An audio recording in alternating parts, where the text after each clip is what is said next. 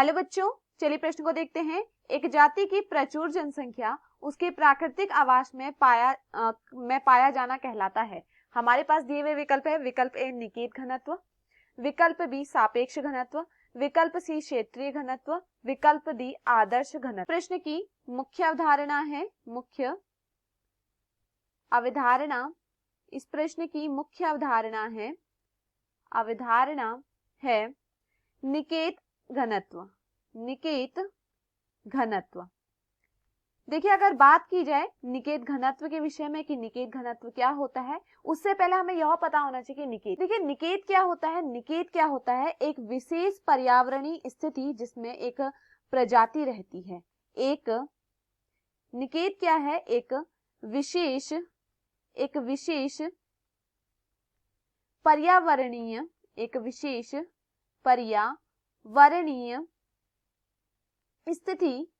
विशेष पर्यावरणीय स्थिति, जिसमें एक प्रजाति रहती है, उसे हम क्या कहते हैं? निकेत कहते हैं। जिसमें एक प्रजाति रहती है उसे हम क्या कहते हैं? निकेत कहते हैं। देखिए, अगर हम बात करें निकेत घनत्व की तो क्या है? दिए गए आवास स्थान में किसी विशेष प्रजाति की जो संख्या होती है उसे हम क्या कहते हैं? उसका निकेत घनत्व। निकेत क्या है? किसी एक विशेष स्थान में स्थित निकेत क्या है? किसी एक विशेष पर्यावरणीय स्थिति जिसमें एक प्रजाति रहती है उसे हम क्या कहते हैं? उसका निकेत कहते हैं। निकेत घनत्व क्या है? देखिए, निकेत घनत्व क्या है? किसी दिए गए आवास स्थान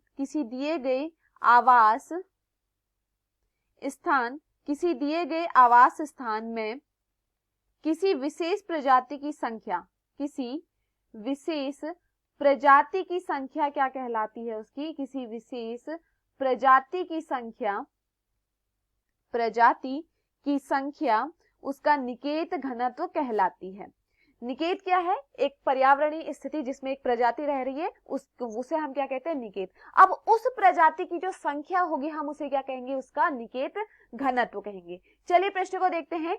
एक जाति की प्रचुर जनसंख्या उसके प्राकृतिक आवास में पाया जाना कहलाता है। विकल्प ए दिया गया है निकेत घनत्व, यह यहाँ पर क्या होता है? सही होता है। विकल्प बी दिया गया है सापेक्ष घनत्व, यह यहाँ पर गलत होता है। विकल्प सी क्षेत्रीय घनत्व, यह भी यहाँ पर गलत होता है। विकल्प डी आदर्श घनत्व, यह भी यहाँ पर क्या होता है? गलत होता है।